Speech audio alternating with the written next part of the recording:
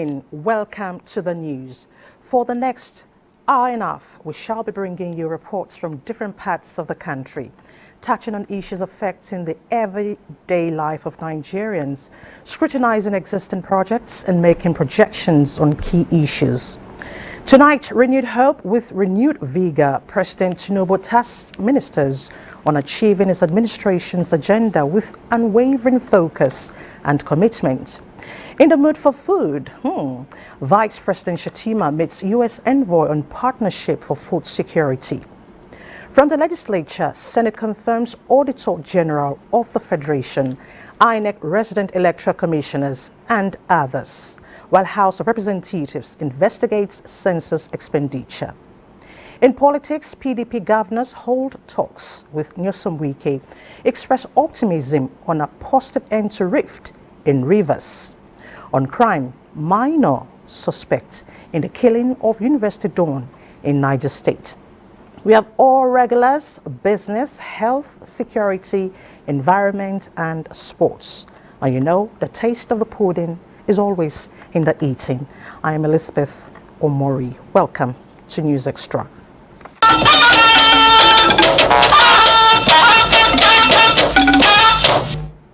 We begin with the 2023 Cabinet Retreat. President Bola Tinubu is setting a new performance standard in Nigerian governance as he categorically made it clear that any underperforming minister or aide will be shown the way out of his government. This, the forewarning the president gave at the 2023 Cabinet Retreat to prepare ministers and other presidential aides for the business of governance under the current administration. State House correspondent Musbau Danwahab reports on the retreat under the theme, delivering on the renewed hope agenda. President Bola Tinubu was taking another step in turning his renewed hope agenda into a reality. The agenda, anchored on 8 priority areas, are aimed at improving the assets and addressing the liabilities he has so inherited in government. But these plans are yet his ideas. The ministers and other aides he has chosen toward the realization of the agenda are to be practically schooled here on administrative processes, including procurements, budgeting, and policy coordination.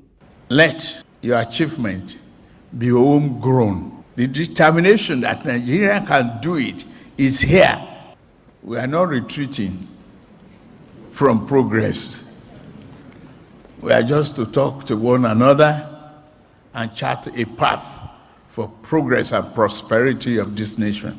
The demands are high, and the man in charge alluded to the enormity of the challenges but equally believes that the plans are attainable to ensure living wages for workers, economic transformation, lifting 50 million Nigerians out of poverty, improvements in education and healthcare delivery, as well as infrastructure development, among others. A great Nigeria is possible, and a greater Nigeria will come under your commitment, guidance, and resolute determination to give the country a direction. President Tinubu described the aides he has assembled as some of the best brains the country has. But then, under his administration, good performance is the only insurance for job security. If you are performing, nothing to fear. If you miss the objective, we review. If no performance, you leave us. And that is why we established Resort Delivery Unit. At the end of this retreat, we are going to sign a bond of understanding between you, the ministers, the permanent secretary, and myself. No one is an island, but you are there to help me succeed. Success I must achieve by all means necessary. The ministers and other presidential aides will be here for the next 3 days, and at the end, they are expected to come out fully armed and prepared with necessary knowledge and the zeal in order to assist their principal in the actualization of his 8-point renewed hope agenda. And most importantly, to save their jobs, respectively. From the State House, Musbao and Wahab, NTA News. Meanwhile, Secretary to the Government of the Federation, George Akume, says understanding policies and governments encapsulated in the 8 priority areas of the renewed hope agenda of the present administration is the essence of the retreat for top government functionaries. Kenneth Nanim brings us details. The present administration has charted a roadmap of development between 2023 and 2027, and those chosen for the execution of the policies and programs must be well acquainted with what is required of them in their different areas of engagement to deliver good governance. Secretary to the Government of the Federation, George Akume, says performance by ministries will be assessed quarterly for proper evaluation of achievements. The retreat will focus on 1. Ensuring all members are abreast of essential government processes relating to procurement, budgeting, anti-corruption drive, Federal Executive Council, and the role of the ministers and permanent secretaries in managing their ministries. Discussing critical enablers for the robust management of relationship with stakeholders of government.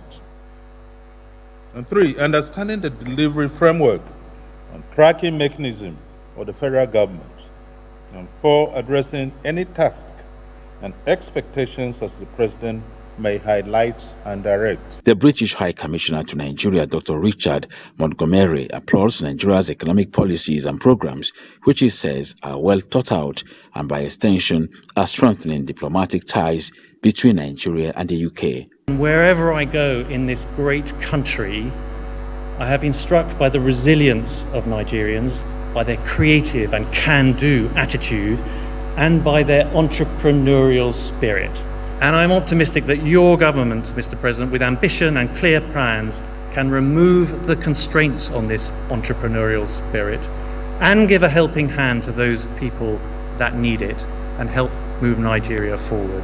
Meanwhile, the World Bank is leveraging the program on zero tolerance to poverty to commit finances towards poverty alleviation in the country. And really challenging task of lifting millions of Nigerians out of poverty, of making lives better for everyone, for helping young Nigerians regain that renewed hope in their future. That's why we're here, and I hope that through what we've been able to do, that we will be able to continue supporting you. The retreat is expected to provide insights on public service reforms, interministerial partnerships, patriotism, and mentorship for good governance. Kenneth Nanim, NTA News. Now let's take you to the U.S., where Nigeria is seeking partnership with the American government on food security. Vice President Kashim Shettima made the request when he met with Mr. Kari Fowler, U.S. Special Envoy for Global Food Security, as part of his engagements in the United States of America. State House correspondent Abdurrahman Jibrila brings us details. Not a positive increase, a decline in some yields. Straight to the point, the interaction focused on identification of key areas where Nigeria will require urgent support towards addressing challenges in the agricultural sector. Mechanized farming, quality seeds, production, and smart agriculture are areas Nigeria is seeking partnership. We'll keep the relationship, we'll nurture it, because more than ever before, we are facing real food security challenges, and we have to think outside the box. We have to look for ingenious solutions that can help us to cross the Rubicon. I believe with your support, the political will is there, now more than ever before. So that together we can save humanity and serve the human race. In Nigeria, we have research institutes that are devoted to millet and sorghum. You can partner with them. The Lecture Research Institute in Borno State has that mandate to dwell on millet and sorghum. And they are doing excellently well. They have come up with some breeds of sorghum and millet that the yield has literally multiplied The U.S. Special Envoy on Global Food Security said government, in partnership with other stakeholders, has launched an agricultural initiative assuring that Africa will be prioritized. And in summary, what we're trying to do in working with African countries is two things. One is to help African countries at the national level, governments, down to the farm level, manage the soil more properly to ensure sustainability and productivity. So to do much more sophisticated soil mapping and analytics and modeling to give you the kind of information you would need to make better decisions about land use, where to plant, what kind of infrastructure would be needed in certain areas based on what the soil can give you or can't. The U.S. government has also established a $100 million multi-donor trust fund between the International Fund for Agricultural Development and the United States Agency for International Development to provide long-term funding for a program aimed at improving indigenous African crops and proper soil management for all to ensure sustainability and productivity. Abdurrahman Jibrila, NTA News. Away from food security, fast-tracking confirmation hearings is now a trademark of the Nigerian Senate. You may say, yes, this is evident as it again gives the green light to another set of appointees of President Bola Tinubu to get down to business. National Assembly correspondent Lami Ali reports that the appointments of the Auditor General and 7 resident electoral commissioners have been confirmed. 24 hours after being communicated to the Senate, the lawmakers endorsed the appointment of the substantive Auditor General, Mr. Shaka Chira, after the screening, during which they made observations and hoped the current administration will take a different approach. There was no love lost between the Office of the Auditor General and the executive arm of government, because his reports come to us directly. The president, as I said, since he is that responsive, he will, by the grace of God, assent to the audit bill. But the major problem of Auditor General's office is funding. If you look at 2023 budget, the office such as the Office of Auditor General for the Federation has a capital budget of 62 million. 7 resident electoral commissioners of the Independent National Electoral Commission, namely Oluwatoyin Babalola, Abubakar Maji, Aminu Idris, Etekamba Omorin, Shehu Wahab, Mohammed Abubakar Sadiq, and Isa Ehimiahe were also screened and confirmed. Senate adopted a motion from Senator Yahaya Abdullahi commending President Tinubu for appointing persons of integrity as electoral commissioners. To deploy people with knowledge and experience in electoral matters to positions of authority in election management. This is unprecedented. This should be the record and the template for future appointments into the electoral bodies in the country in order to ensure people of experience, transparency, and integrity of elections and reduce the numerous electoral litigations. Meanwhile, President Tinubu has forwarded to the Senate for approval the 2022 to 2024 external borrowing rolling plan for the implementation of key projects. Senate has mandated committees on foreign affairs and diaspora to investigate the alleged murder of a Nigerian in the Philippines, as tabled by Senator Victor Ume. Chibuikem Emmanuel Chukwuneke, 27-year-old boy, pursuing master's degree program in the Philippines. 5 Chinese nationals that beat him to death, who have been arrested, should be properly tried.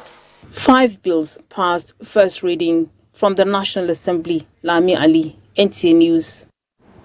Meanwhile, President Bola Tinubu has written to the House of Representatives seeking approval of the federal government's 2022 to 2024 external borrowing plan to enable the processing of $7.8 billion and 100 million euros loan facilities captured in the plan.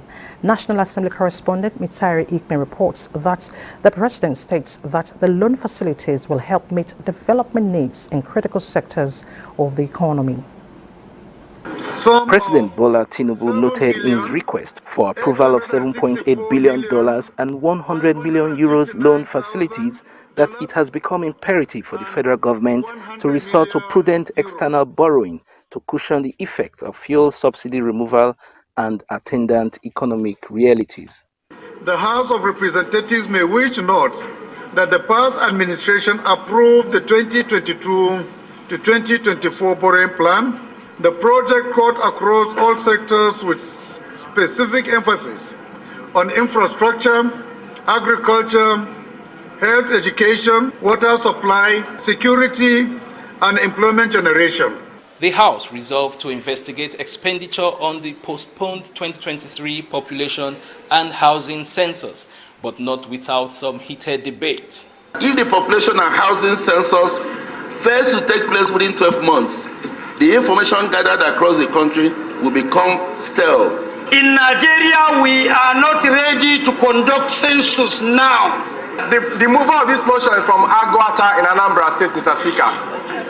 As I speak to you, Mr. Speaker, there are some areas in this place he cannot access. Money has been appropriated. Money has been spent. So this motion is only asking that money appropriated should be accounted for. I do not want us to throw away the baby with the bathwater. Those in support of this motion as amended should say aye.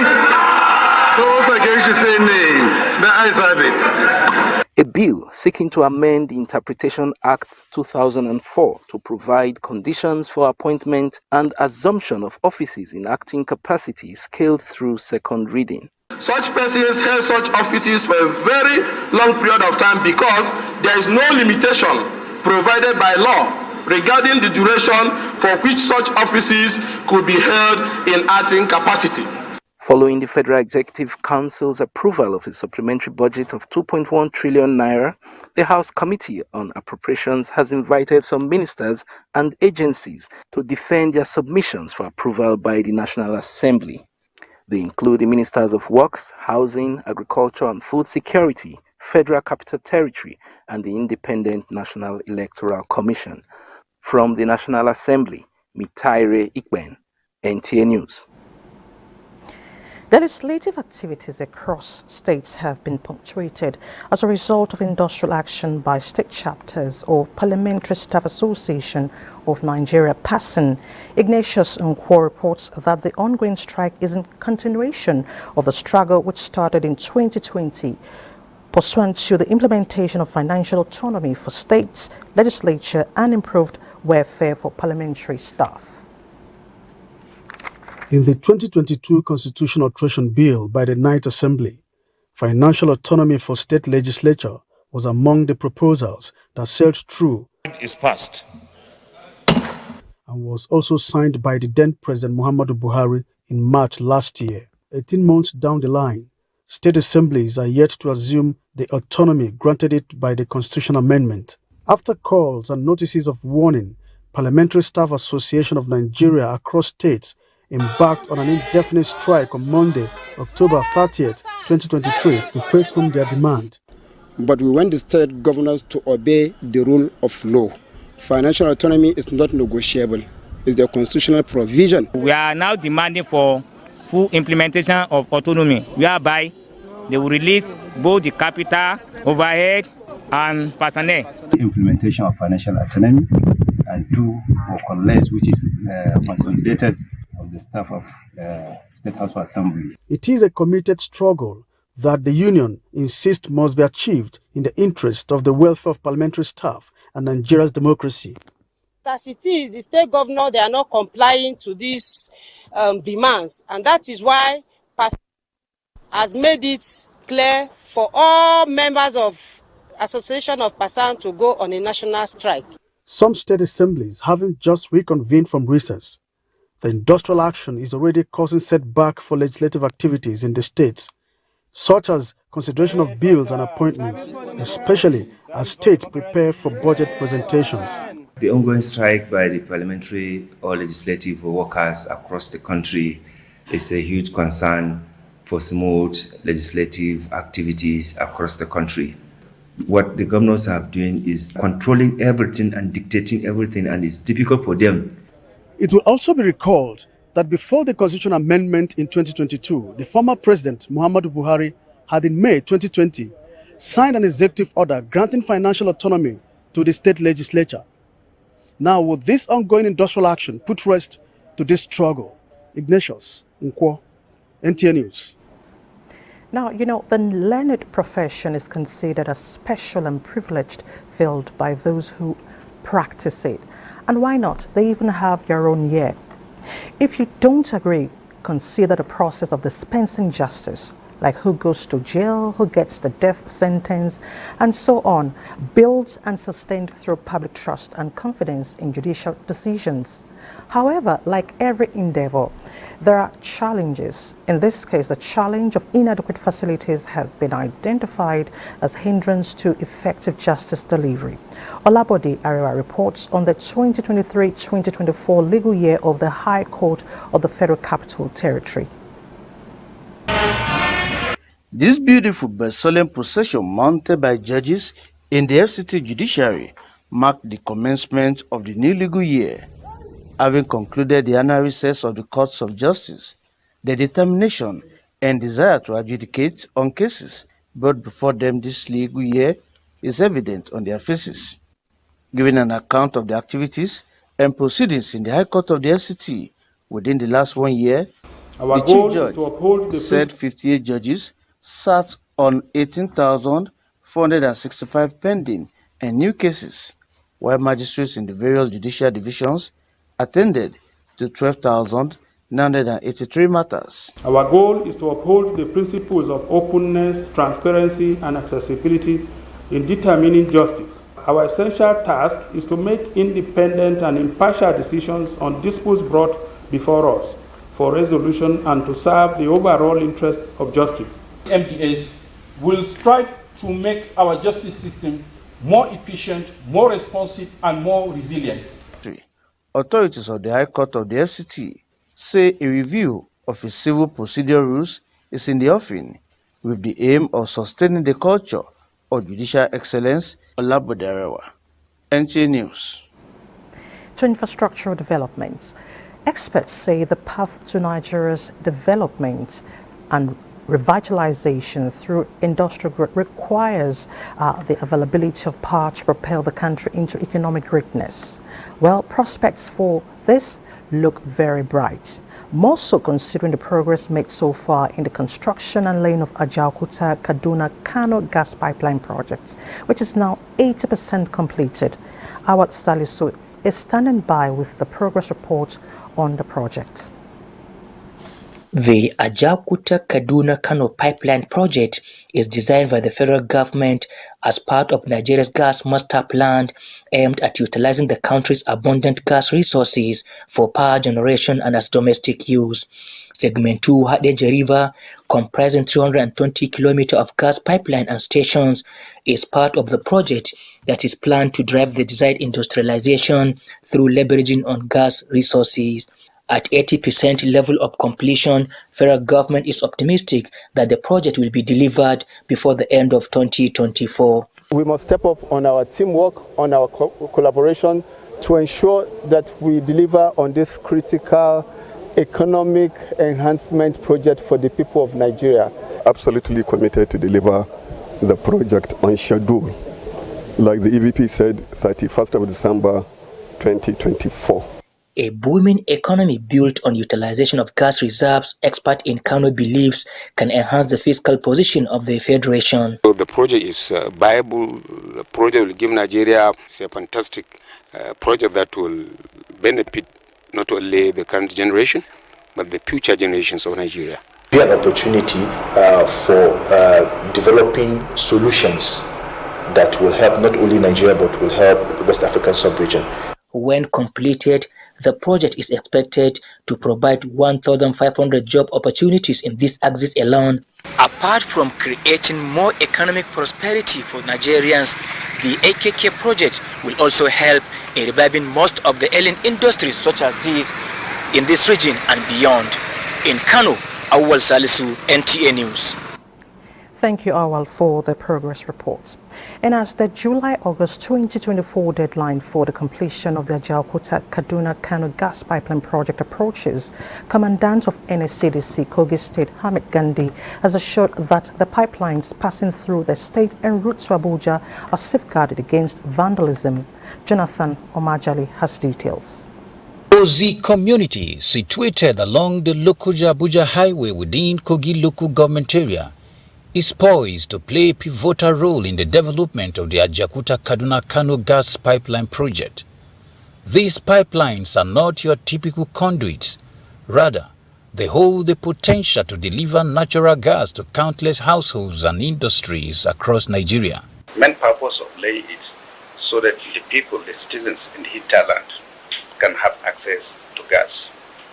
Instead of just at the border, instead of at the Niger Delta and other states down south. Ajaokuta-Kaduna-Kano gas pipeline, with an estimated cost of $2.8 billion, boasts the capacity to transport a remarkable 2 billion standard cubic feet of natural gas per day.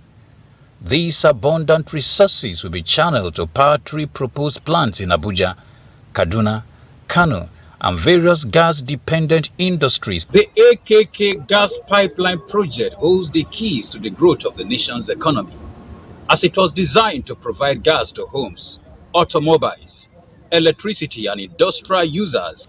But of course, this giant pipe, like many others, need protection from pockets of attacks. So the federal government asks us, through the Commander General of the Civil Defense, to go to each state that the pipeline is going to go across, so that we can give security to the materials, to the equipment, and to the personnel. Weeks ago, the Minister of State for Petroleum Resources, Gas, Ekperikpe Ekpo, charged contractors entrusted with the 614-kilometer AKK gas pipeline projects not to falter in meeting the proposed completion deadline of July-August 2024. In Lokoja, Jonathan Omajali, NTA News. And the Nigerian Upstream Petroleum Regulatory Commission is charging crude oil producers in the country to adhere to the domestic obligation clause of the Petroleum Industry Act. The Commission's Chief Executive, Benga Komolafe, says failure to allocate portion of crude oil to domestic supply as stipulated in the PIA will henceforth attract sanctions. Lydia Sampson reports. Implementing the domestic crude oil provision is critical to the sustainable growth and development of the oil and gas sector. Benga Komolafe did not mince words in reiterating that though the interface is to create understanding and synergy so everyone can be on the same page, he added that the Commission will not hesitate to apply carrot and stick approach to sanitize the sector if needed. This meeting, principally is convened to sensitize us, for us to agree on the same page that what we are talking about is a matter of law, is a matter of prescriptions of the PIA, and that is not negotiable. So if there are issues between parties, because this one will now be between parties, the regulator will not regulate from the back, will not step back, we will step in and try to see how we address that. We share in the optimism that we are coming back to strike, that the refineries, local refineries, will come to work, whether private or public. So I congratulate NUPRC for convening this kind of dialogue. It's exactly consistent with the principles of extractive industrial transparency initiative. Representatives of crude oil producers took turns asking questions and highlighting areas of concern, to which the CCE maintained and reminded the gathering of the stipulations clearly defined in the PIA.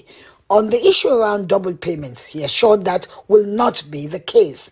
The meeting also highlighted issues and challenges around forex and other challenges in the sector, including the need for the mainstream refineries to escalate production by the modular refineries, with the optimism that key players are coming from a point of greater commitment and understanding. In Abuja, Lydia Samson, NTA News.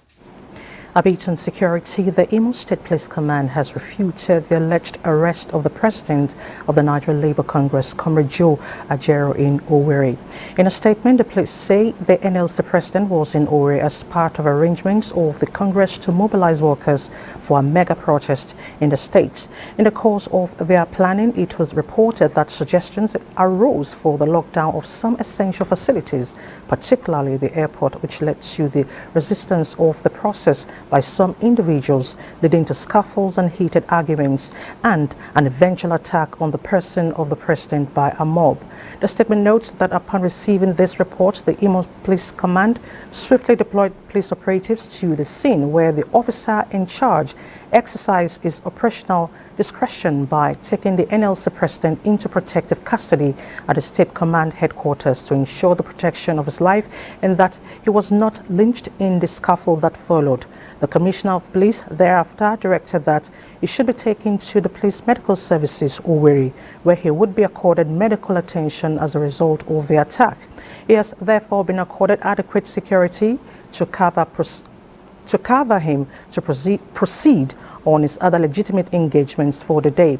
The statement emphasizes the existence of a court injunction from the National Industrial Court of Nigeria in Owerri, which barring the NLC from holding the intended protest in Owerri.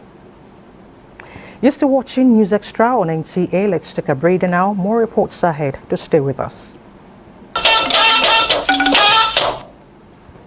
Thanks for staying with us. Life experiences have shown that everyone has suffered from one form of betrayal or the other during lifetime.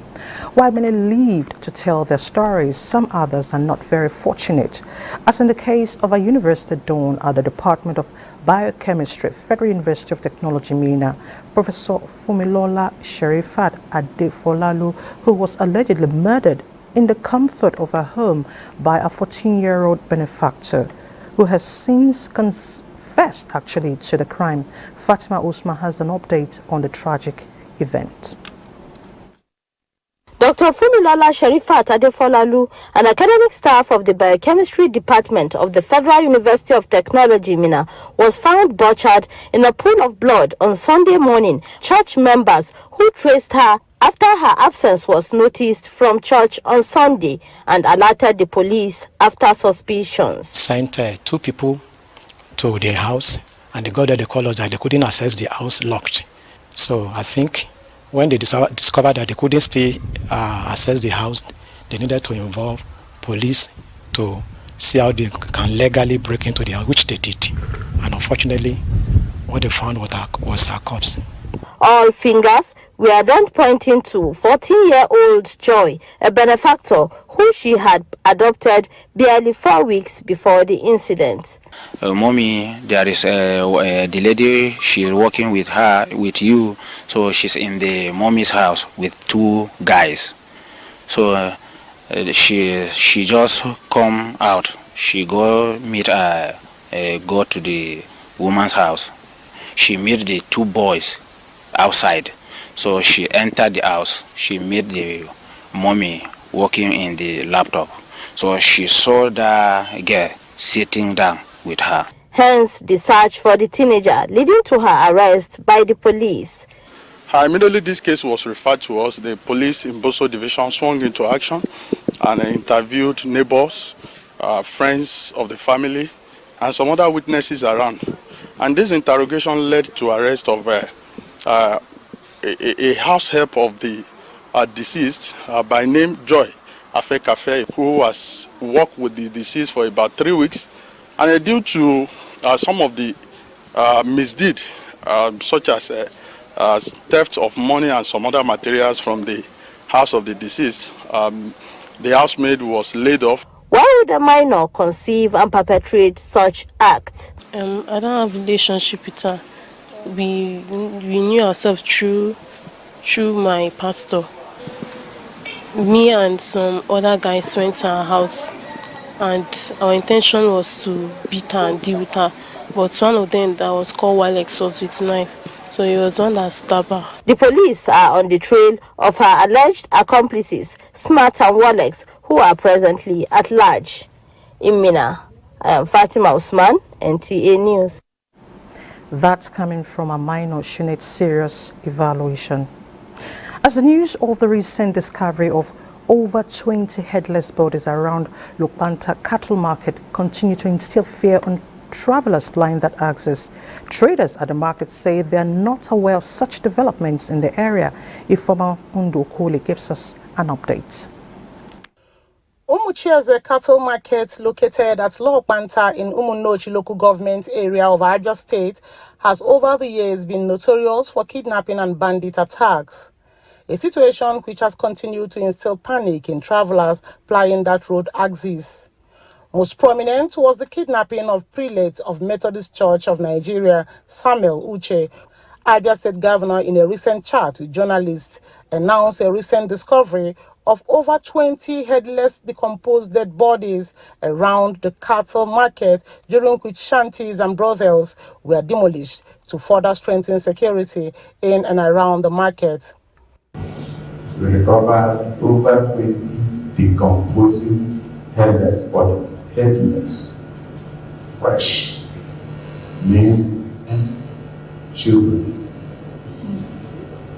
We recovered uncountable skeletons. However, spokesperson of the cattle market, Buba Abdullahi, while reacting to the development, described the report as unverifiable, adding that the cattle traders were also victims of attacks by bandits at that axis. We are not just making noise, or we are not just alleging that our people are being killed. This is something that is happening, and we have the videos. If you like, I can send it to you. You can see the cars that are being killed, the people that are being killed. We have the video, we have the images to put off. Thus, reacted to the development. The security challenges, there is time in the day that is more dangerous. But thank God, the time we passed is not that period. Turning it to a daily market and all the rest of them is a very welcome development. At least it will help people actually see the things that goes on around that area. Observers want the state government and traders in the cattle market to continue to dialogue to bring lasting solution to the problem. In Umuahia, Ifeoma Ndu Okoli, NTA News. It's simple, be security conscious. When you see something, do say something. Now, the Northeast Development Commission is a brainchild of necessity born in response to the protracted and large-scale destruction of lives and assets unleashed on the region by Boko Haram insurgents. Neither the authorities that midwifed the NEDC nor the insurgents whose collateral damages necessitated its creation foresaw a day when the NEDC and insurgents would interface on a common ground. Well, life is full of ironies. Insurgents in thousands have laid down their arms, and the visit of the NEDC to the radicalization camp has ignited a kind of excitement, as Fatima Isa reports. With the prolonged years of violent terrorism over in Borno State, normalcy has become the major feature, especially the state capital, Maiduguri. According to the chief security officer of the state, no single settlement of the state is under occupation of insurgents. What more, the insurgents in their thousands are laying down their arms and embracing amnesty. I am pleased to inform the general public that as of now, we don't have any community that is under the control of Boko Haram in Borno State. We want to thank the Nigerian Armed Forces for the great support that they have rendered. The faces here are the repentant insurgents now undergoing the radicalization training and skills acquisition on their journey of reverting to the status of patriotic, responsible Nigerians. The Northeast Development Commission is a stakeholder in this project. We are here today so happy. When you look at the faces here, I mean, you can just say, to God be the glory. Hence, the assessment visit to their camp was greeted with a great excitement. The commission has been involved in their feeding, healthcare services and vocational skills training. The Northeast Development Commission has continued to expand the scope of its intervention in critical areas of public needs. This is with a view to fast-tracking the rehabilitation, resettlement and reconstruction processes of the post-insurgency era. In Maiduguri, Fatima Isa, NTA News. Interesting. This is cheering. Now, World Bank restates commitment to continue to invest in communities affected by insurgency in line with Yobe State Government's recovery drive that seeks to find durable solutions to the plight of host and resettled communities in the state. Head of World Bank's delegation to the state made the commitment while interfacing with Governor Boni about various interventions of the Apex Bank in insurgency-affected communities. Yunusa Suleiman reports. World Bank, through its intervention initiative, Multi-Sectoral Crisis Recovery Project, has over the years been partnering with Yobe State Government in its drive to reconstruct destroyed communities, resettle displaced persons, as well as rehabilitate returnees by empowering them to enhance their resilience. This, the World Bank delegation says, is in the state to assess, monitor and learn from Yobe experience the implementation of various post-insurgency recovery initiatives. The IDPs is a critical mass that form pressure on the communities, and based on that, we are looking at that pressure. However, communities, the host communities themselves had their own challenges even pre-conflict. From that perspective, we're trying to analyze that with the help of you, some of the partners who are already on board, and hopefully the new partners that we are trying to do. This administration appreciates the various efforts and commitments of donors and development partners, especially the World Bank in filling the gaps of developmental challenges and complementing government efforts to meet the needs of the affected communities. To add to all these efforts, another project was initiated by the World Bank titled Solution for IDPs and Host Communities, aimed at finding durable solution to the flights of IDPs, host and resettled communities, with Yobe State Government assuring to support its full implementation. In the Matru, Yunusa Suleiman, NTA News. Now let's shift attention to the Rivers crisis. The PDP Governors Forum welcomes the intervention of President Bola Tinubu to bring the crisis in Rivers State to an end. This was at the forum's meeting in Abuja. Timothy Yusuf reports. This meeting, led by the chairman of the PDP Governors Forum, Senator Bala Mohammed, is in furtherance of the shooting of swords brokered by President Bola Tinubu between the governor of Rivers State, Sim Fubara, and the immediate past governor of the state and current minister of the Federal Capital Territory, Nyesom Wike, over the political crisis that flared up in the state with an alleged impeachment attempt against the governor, Sim Fubara, who is not just one of them, but also the vice chairman of the forum. Governor Bala Mohammed, on behalf of his colleagues, told the minister that they came with the message of peace towards an amicable resolution of all issues that might have triggered the soured relationship between him and his successor. You know, it is a family problem. It is resolved in the way that we least expected.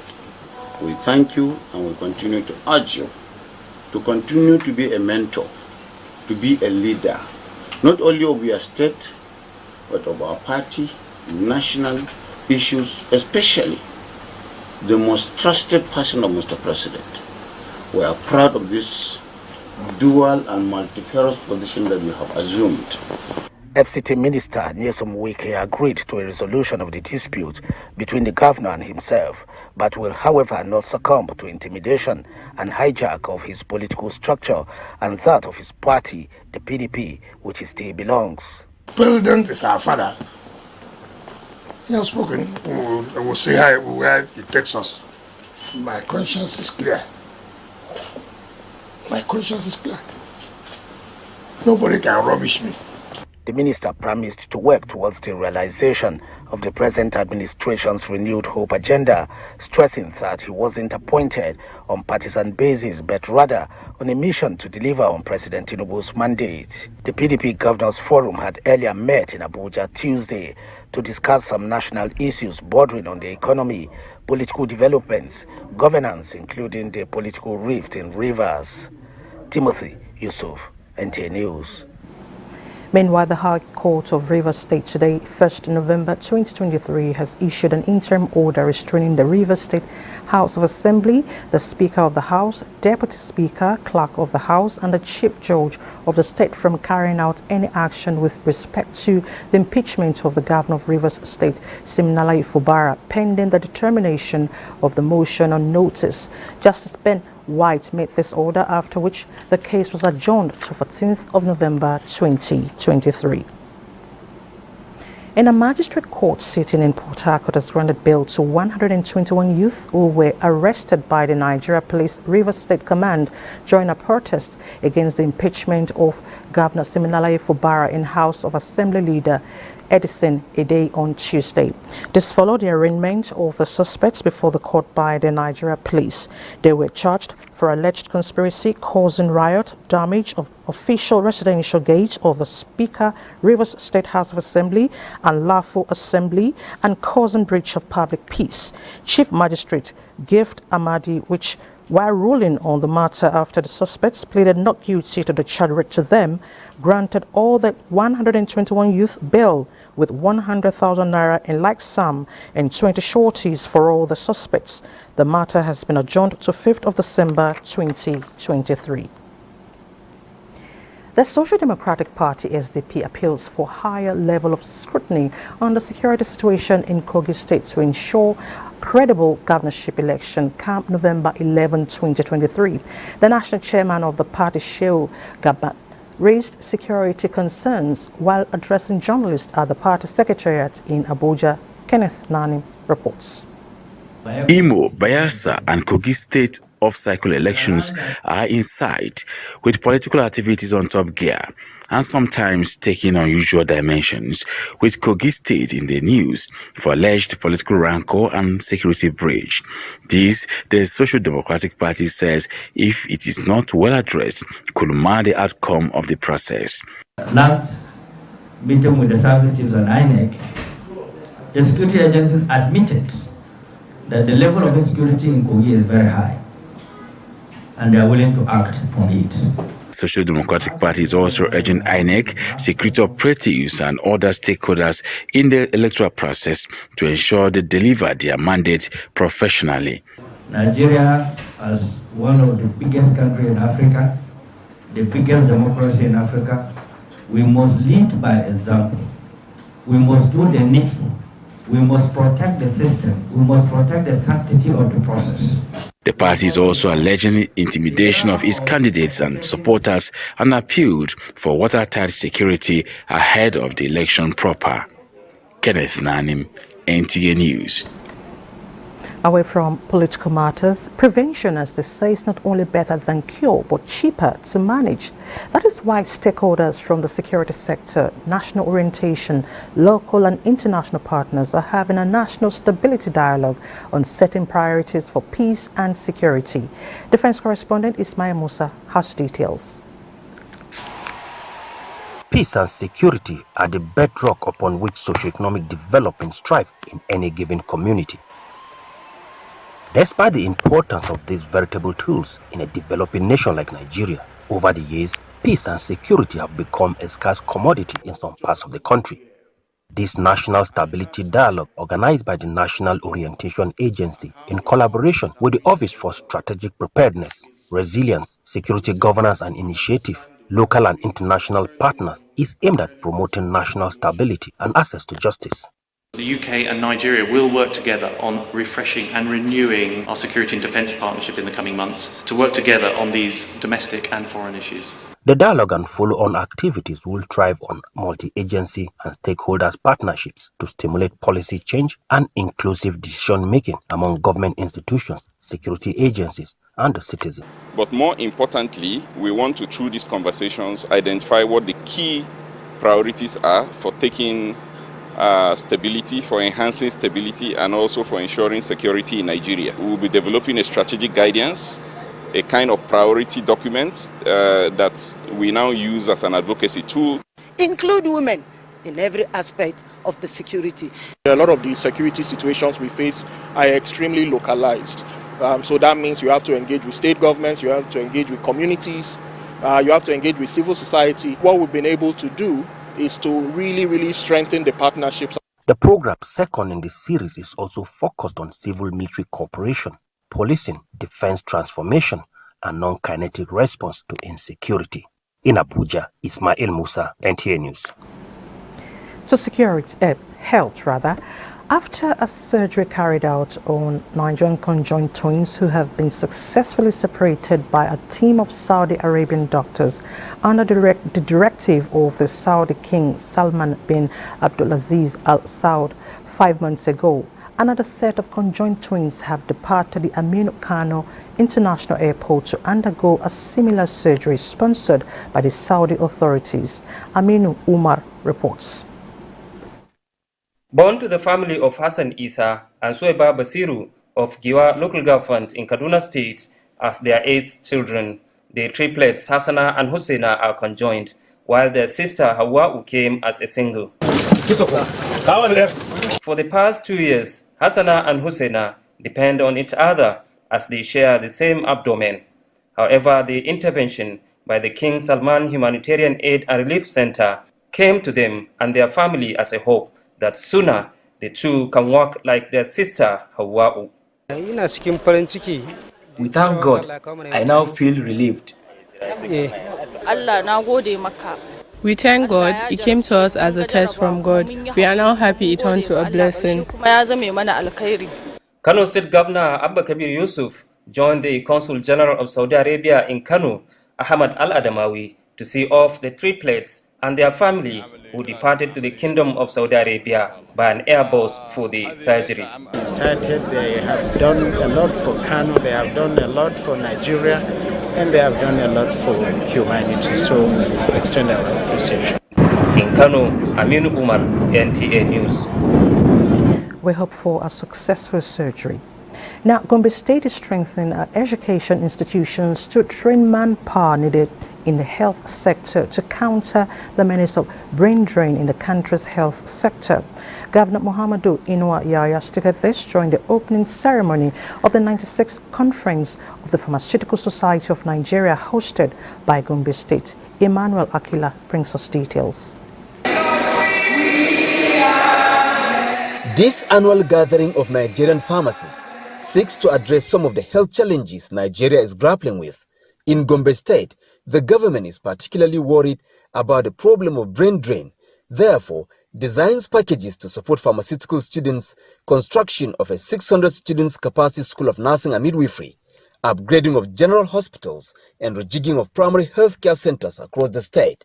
For the 2023 theme of the conference, which is Pharmacy Practice, a pivot to universal health coverage in Nigeria to achieve the desired impact, the society desires that governments at all levels establish health institutions that will provide quality health care, especially to the grassroots. The Gombe State Contributory Healthcare Management Agency, Go Health, and other medical institutions are providing the enabling environment for pharmacy professionals to contribute in the realization of universal health coverage in Gombe State. The following evening, the state government and officials of the Pharmaceutical Society of Nigeria sat down to look at areas of partnership for the improvement of healthcare services in the state and the country. Without them, the medical system will totally collapse. And so from production to managing, marketing, distribution, and everything. That is why we took them through the need to see the industrial park and see how they can attract investors for us to partake in whatever we have here. There's road infrastructure, there's power. We are ready here to invest and do our best. The conference is a week-long event hosted in turns by states of the Federation. In Gombe, Emmanuel Akila, NTA News. Ensuring a financial and sustainable urban future for all requires deliberate efforts and the political will of leaders of nations. This is now the direction the United Nations since the setting aside of October 31 as the World Habitat Day and City. Francis Form takes a look at why the initiative should be embraced by the federal government to close the nation's housing gap. Available statistics indicate that Nigeria's housing deficit is growing progressively from 7 million in 1991 to 12 million in 2007, 14 million in 2010, and subsequently 28 million in 2022. Apart from these rising figures, overcrowded cities as a result of rural-urban migration is a growing global concern, apparently worried by these shortfalls and its effect on low-income earners. The United Nations launched a campaign through the setting aside of the World Habitat and World Cities Day. The day is commemorated in the month of October to focus on global housing challenges, stimulate governments of nations towards economic recovery and financial sustainability.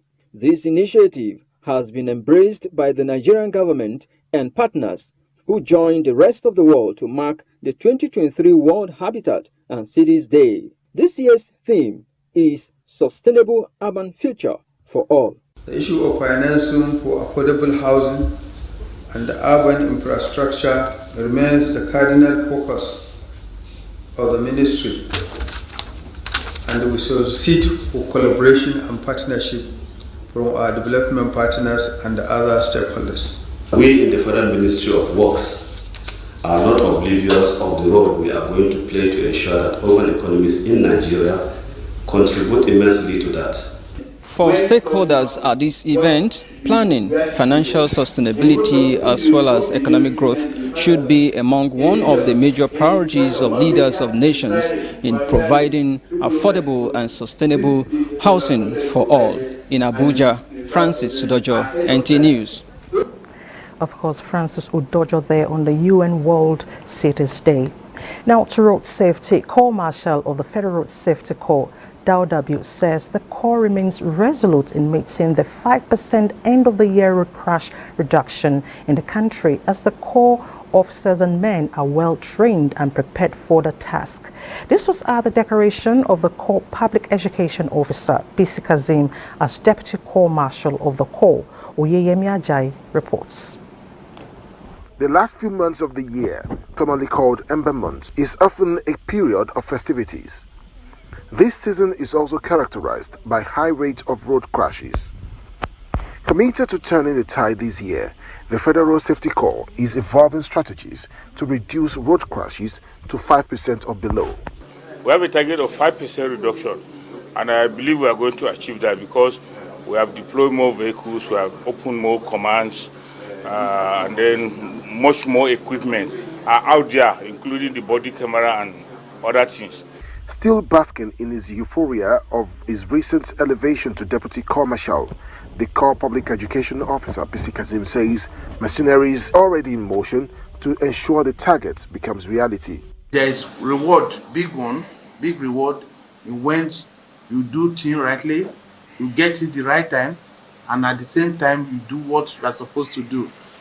Let me use this opportunity to say I want to rededicate myself to the mission of FRSC, which is to eradicate road traffic crashes in Nigeria and to assist in creating a safer motoring environment.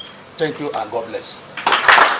Apart from ensuring safe and free movement of motorists throughout the season, the Corps Marshal says erring motorists will not be spared. Oyeyemi Ajayi, NTA News. Time to take another break. News Extra will continue with a busy businessman, Benny Adams, after the break. Good to know you're still here, and it's time to talk business. Amid rising global oil prices and scarcity of foreign exchange for imports, in addition to high landing costs, Dr. Billy Gillis-Harry, the national president of the Petroleum Products Retail Outlets Owners Association of Nigeria, says Nigerians should not expect to buy petrol cheaper, but look to other sources of energy. In my deepest counsel to anybody that cares to listen, it's not the right step to take, because we should not depend on PMS for energy sources. We have been tinkering with the National Gas Expansion Program. That's mostly the CNG, LNG, and the PNG projects to be able to bring alternative energy to fire our engines and then move the wheels of our economy. And still talking energy matters, oil prices edged higher Wednesday ahead of key meetings of global central banks this week, including the U.S. Federal Reserve, while the market closely watched the latest developments in the Israel-Hamas conflict. Brent January crude futures rose 0.8% to $85.68 a barrel after falling more than 1% on Tuesday. Brent December futures settled 4 cents lower at $87.41 a barrel at the contract's expiry on Tuesday, while U.S. West Texas Intermediate crude futures gained 1.7% to $82.10 a barrel after losing about 1.6% in the previous session. And a quick look at the markets. Nigerian equities started the month of November in green territory as the all-share index appreciated by 1.94% to cross 70,000 index points, the highest in the history of the exchange, in addition to capital gains of 739 billion naira. A total of 601.7 million shares in 7,444 deals, corresponding to a market value of 11.016 billion naira, were traded. Today's data shows 25% improvement in volume, 82% improvement in turnover, but a 7% decline in deals. The current market capitalization is 38.8 trillion naira. United Bank for Africa recorded the highest volume of 164 million traded shares, followed by FBN Holdings 94.7 million and Guarantee Trust Holding 45.8 million. That is business news. News Extra continues with Elizabeth. Elizabeth, take it from. Thank you, Benny, and nice doing business with you. The agricultural potential of Nigeria is enormous. Is it economic trees, tubers, seeds, poultry, husbandry? You name it, Nigeria has it. There's even a state known as the food basket of the nation. The good news here is that the Nigerian Export Promotion Council says it is resolved to optimize this potential for export and foreign exchange earnings. The council has not just said this, it has officially launched its export mentorship program in Abuja. That is where the executive director of the council, Nonye Ayeni, promised to optimize agro-commodities for export, as Comfort Amodu reports. Increasing Nigerians' revenue base and foreign exchange earnings through the non-oil export has been top the agenda of the Nigerian Export Promotion Council, as the NEPC targets key markets to promote Nigerian products and services on the continent and beyond. Some are being exported raw, and the truth is that whatever revenue we are getting as a nation is very minuscule compared to what we can get if we can only add value. We've not even talked about solid minerals. We've not also talked about service. Some of the mentors say the program is timely and beneficial for entrepreneurs and MSMEs who are the major contributor to the nation's economy. It's going to give us a better trajectory because the non-oil exports will increase in leaps and bounds. Entrepreneurs and prospective exporters are already taking advantage of the Export Mentorship Program of the NEPC. The NEPC Export Mentorship Program is targeted at bridging skills gaps of MSMEs, as well as raising a new crop of skilled exporters for business. Comfort Amodu, NTA News. Now, when you provide succor to the needy, it has a way of getting back to you for the gesture. This played out as thousands of widows and less privileged, including persons living with disability across the country, benefited food items as palliatives from the Abdul Samad Rabiu initiative supported by Uma Mena Foundation Haruna Mohammed was there for NTA and filed in this report. They are considered widows and less privileged in the society, and here an opportunity for them to benefit food items under the Abdul Samad Rabiu Initiative ASR in collaboration with Ummu Amina Foundation. From Sokoto, Zamfara, Katsina to Kaduna, and in each state they are carefully selected and conducted in an orderly manner for the distribution of food items to ameliorate their suffering. Items distributed include 25 kilograms of rice, beans, oil, spaghetti, among other food items. Riskat Sani, Sarah Amos, and Michaela Adamu are among thousands of beneficiaries of the gesture. Other wealthy individuals to emulate him for the benefit of humanity. I very appreciate because I didn't expect it. Thank you. I'm eternally grateful. Thank you so much. May Allah continue to bless you. Happy. I'm glad. I will eat and I will pray for him that God will continue to bless him. All I can say is may God bless our helper, because I can't recall the last time I ate to satisfaction. I'm indeed grateful.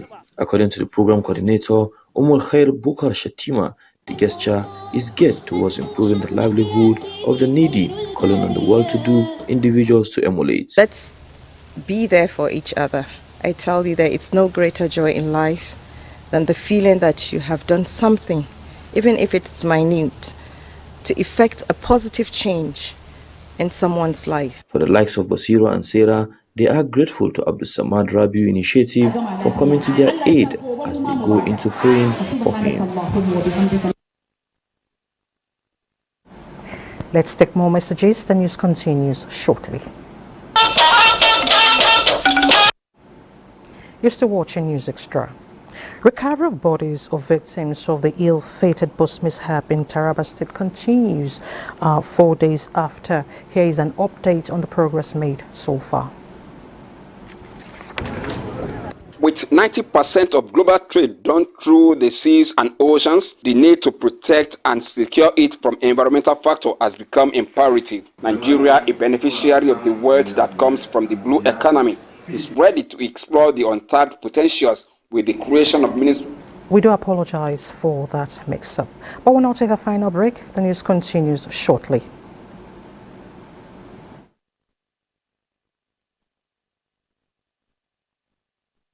We are using organo.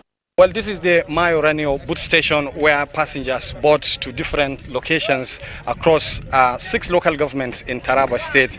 Saturday evening was the market day, and people after the market were heading to Jinari around this axis, and one of the boats carrying on a certain number of passengers capsized, with most of the people still missing. Days gone by as local divers and fishermen make frantic effort to rescue victims of the boat mishap, or at worst recover bodies of those who perish in the water, with only 13 bodies recovered so far among the many passengers on board.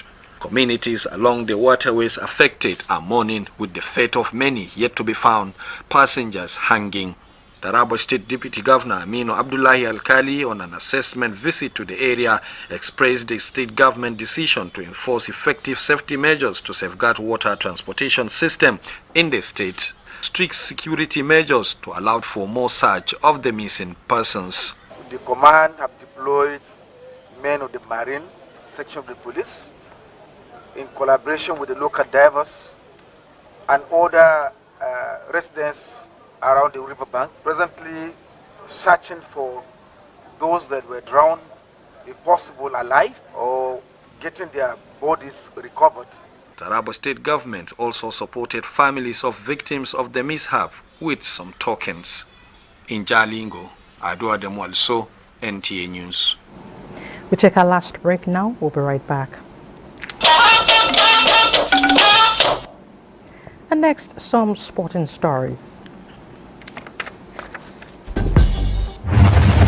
The president of the Nigerian Football Federation, Ibrahim Gusau, has thrown his weight behind the rapid development and general acceptance of futsal sport in the country for a healthy competition with other sports.